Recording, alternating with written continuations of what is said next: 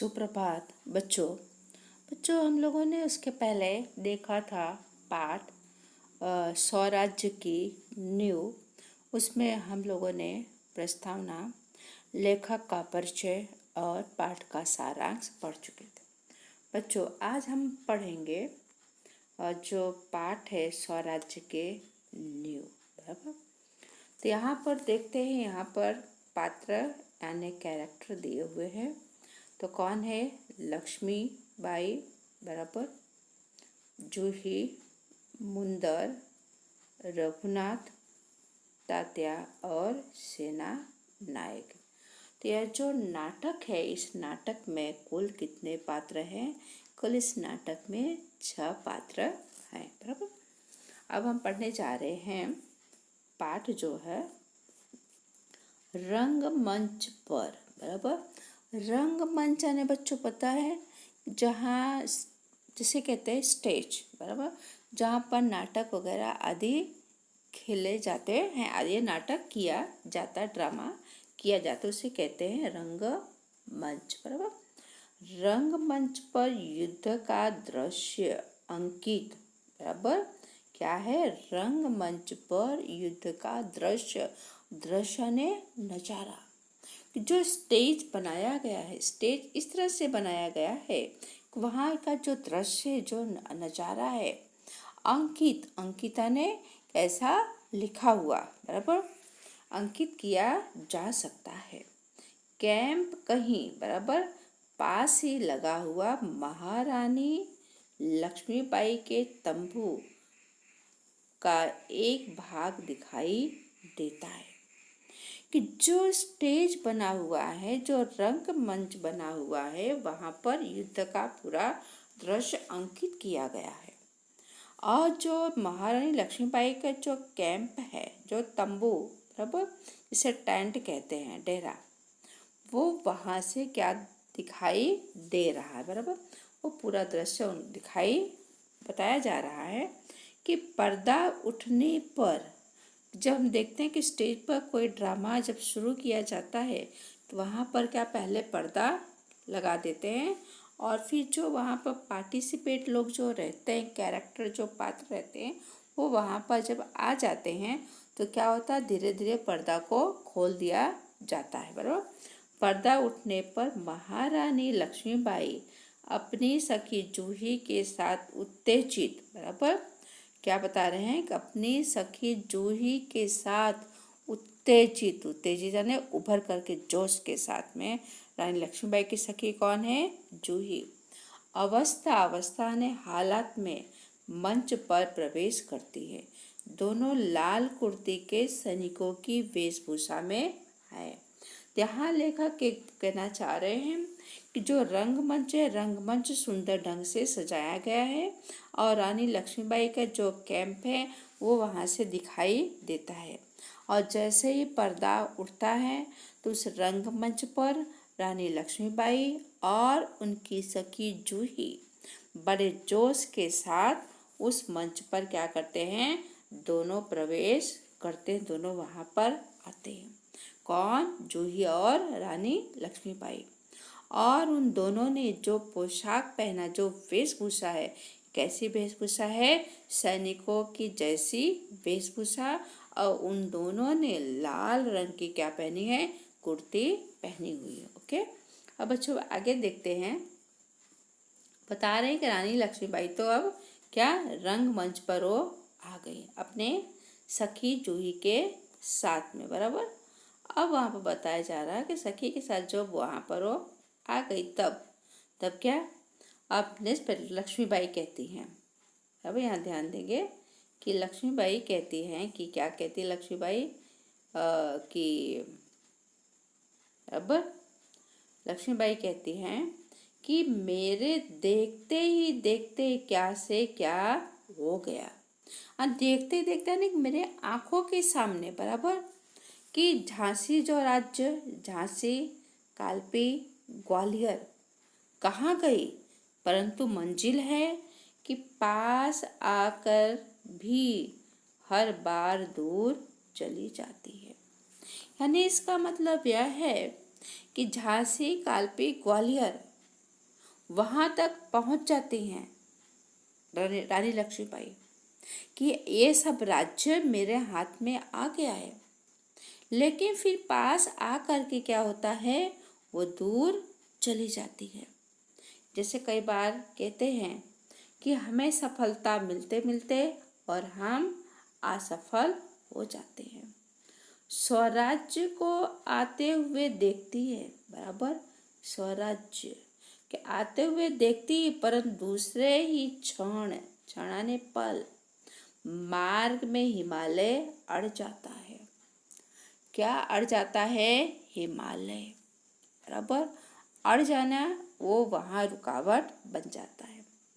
उसे पास करती हूँ, बराबर, उसे पास करती हूँ तो महासागर की डरावनी लहरें थपेड़े मारने लगती है।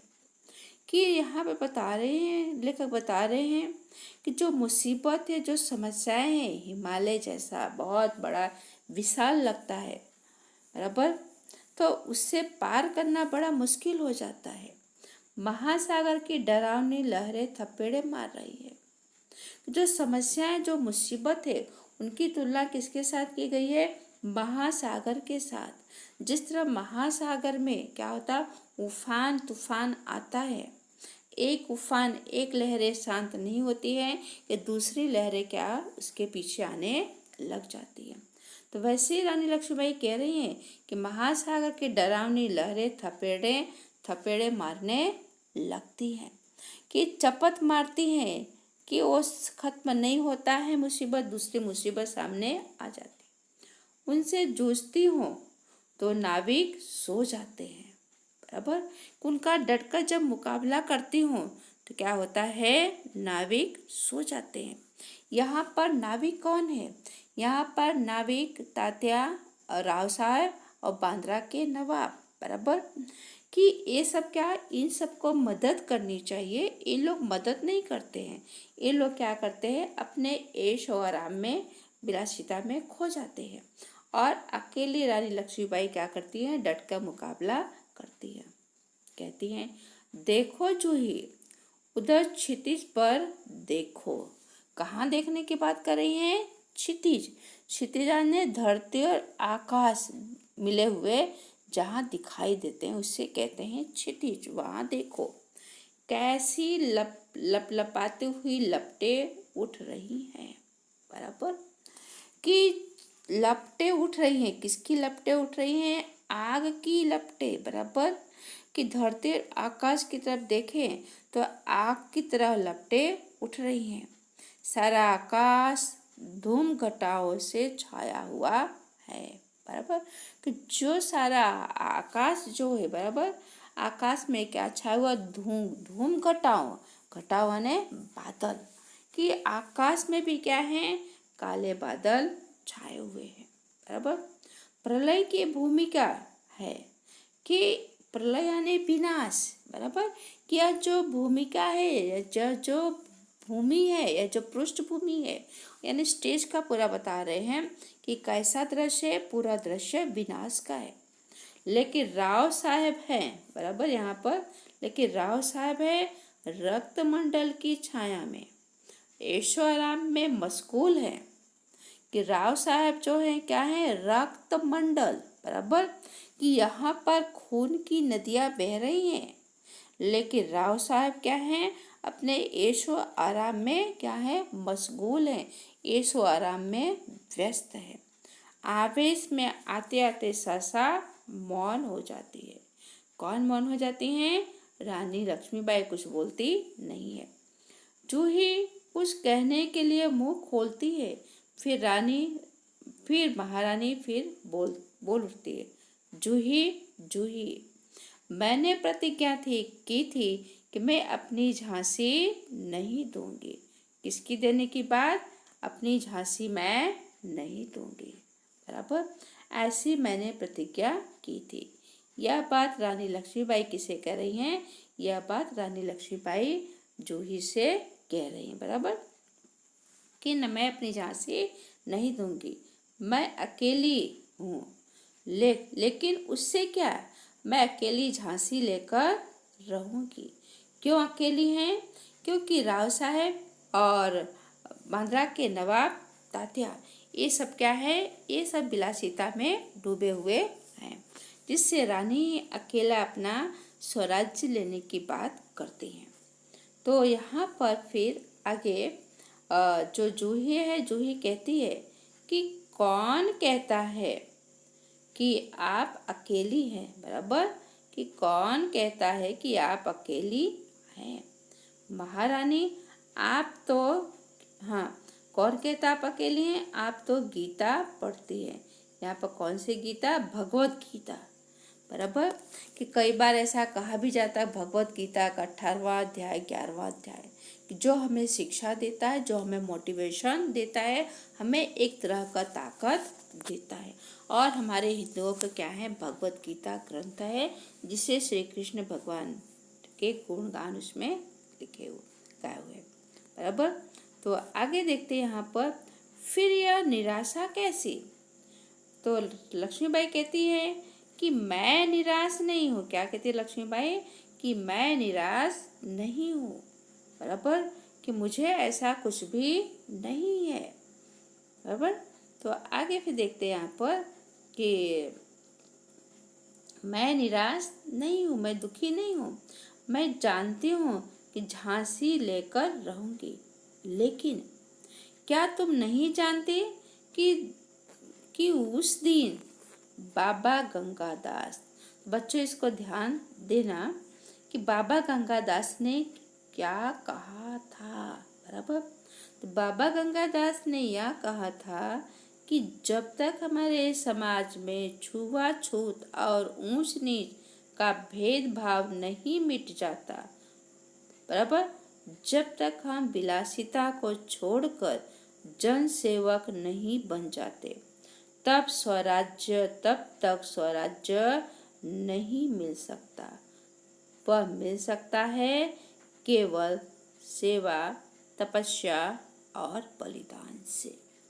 तो बच्चों, ये बाबा गंगादास ने रानी लक्ष्मीबाई से क्या कहा था?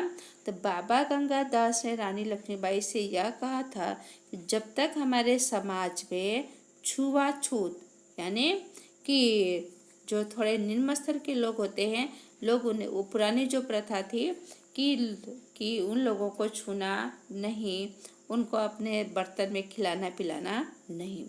तो जब तक समाज में छुआछूत और ऊंच नीच का, अमीर गरीब का भेदभाव नहीं मिट जाता, और जब तक हम विलासिता को छोड़कर, विलासिता ने ऐशो आराम की जिंदगी, बराबर, उसमें मशगूल रहना नहीं, क्या, बराबर, छोड़कर जन सेवक नहीं बन जाते।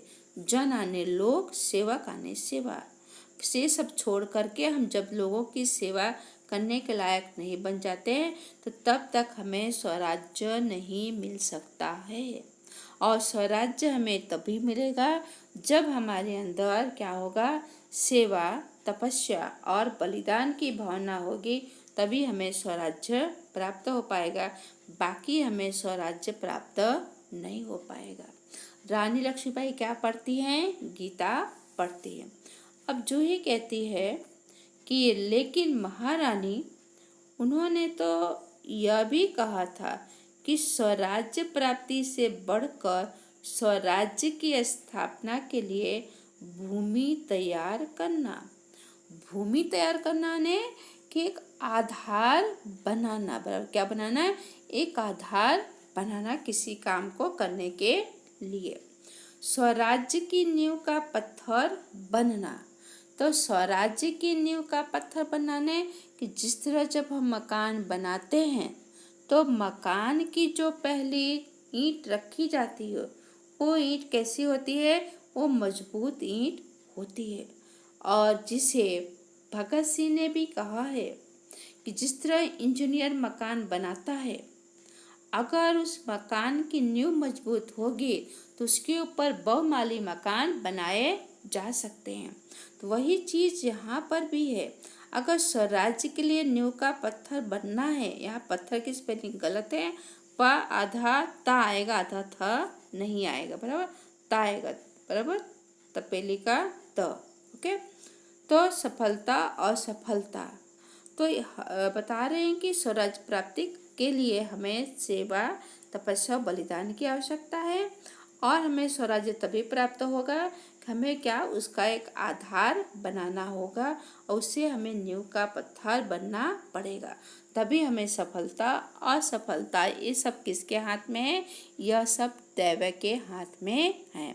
तो बच्चों आज हम इतना ही करेंगे, बाकी आने वाले समय में आगे उसकी चर्चा करेंगे। धन्यवाद।